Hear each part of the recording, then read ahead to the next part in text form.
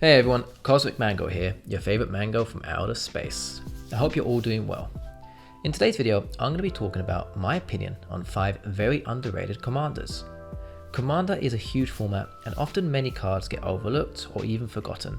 So in this video, I'm hoping you'll be able to find a commander you may have never seen before that interests you, and you may even create a deck with them leading the helm. Now, without further ado, sit back, relax, and enjoy the show. Number 1. Bacos Blessed by the Sun. A legendary enchantment creature demigod that costs 2 white mana to cast. He has 2 power and toughness X, which says the following. Bacos' toughness is equal to your devotion to white. Whenever another creature you control enters the battlefield or dies, you gain 1 life. This is a very easy commander to cast, costing us only 2 white mana.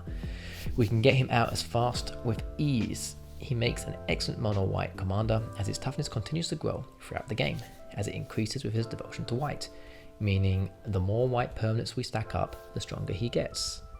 He also has that nice extra effect that gives us 1 life whenever a creature we control enters the battlefield or dies.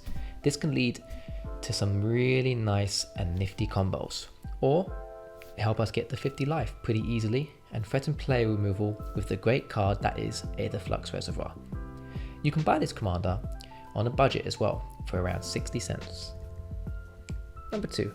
Karn Silver Golem, a legendary artifact creature that costs 5 colorless mana to cast, has 4 power and 4 toughness, and says the following. Whenever Karn Silver Golem blocks or becomes blocked, it gets -4/+4 until the end of turn. For 1 colorless mana, target non-creature artifact becomes an artifact creature with power and toughness each equal to its converted mana cost until the end of turn. That artifact retains its abilities. Karn may not look that great, but be warned, his second ability is absurdly powerful and can now allow some crazy combos to take place. Being able to turn artifacts into artifact creatures is a blast and a very powerful effect. It's a cool strategy with Karn is build up your board with artifacts, with a low CMC like mana rocks, then board wipe the whole table and cast Karn, turning all your artifacts into creatures, and try to swing for the win. Karn is a fun but sometimes a very annoying commander to play against, but hey, as long as we're having fun, that's okay, yeah? You can buy Karn for around $20. Number 3. Miri Riverlight Duelist, a legendary cat warrior that costs 1 green, 1 white, and 1 colorless mana to cast. It has 3 power and 2 toughness and says the following. First strike. When Miri Riverlight Duelist attacks, each opponent can't block with more than 1 creature this combat. As long as Miri Riverlight Duelist is tapped, no more than 1 creature can attack you each combat. This card is an absolute blast to play. I barely ever see it in Commander, which is so confusing to me. Miri can be really powerful, definitely a huge powerhouse, and can win you games pretty easily. We swing with Miri and our opponents can only block with 1 creature. This means as long as Miri is, unblockable, she can keep getting her trigger with ease on attacks, and then we can swing with our other, hopefully way larger creatures and trample over our opponents with combat damage, as they only can block with 1 creature. Then, the other cool thing is, once Miri is tapped, our opponents can only attack us with 1 creature, so we can feel safe when we swing with all our creatures and not be afraid of being exposed to combat damage. Miri is honestly really fun to play, and you can buy this commander for around $20. Number 4. Kadur Doomscourge, a legendary demon berserker that costs 1 black, 1 red, and 2 colorless mana to cast, has 4 power and 3 toughness, and says the following.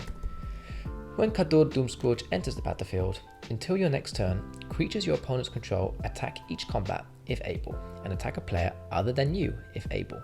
Whenever an attacking creature dies, each opponent loses 1 life, and you gain 1 life. Playing with forced combat is a very interesting and fun mechanic.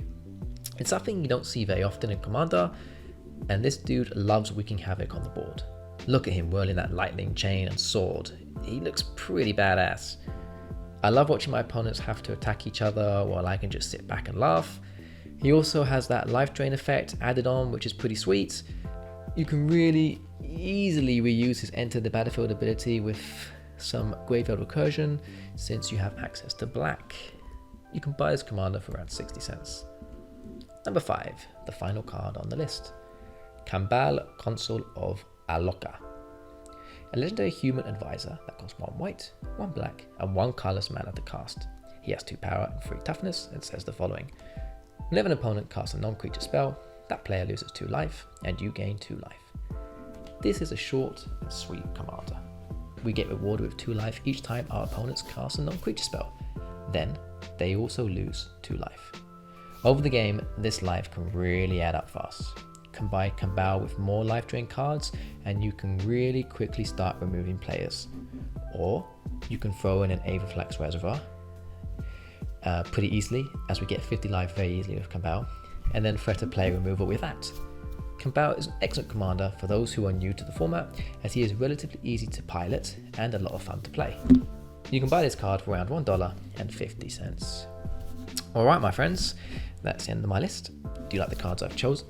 Do you think they are good choices? I'd love to know your opinions, so please share them in the comment section. And if you have any other underrated commanders you want to share with me, that'd be great. I love seeing commanders I've never seen before. Piloting stuff like that is always fun.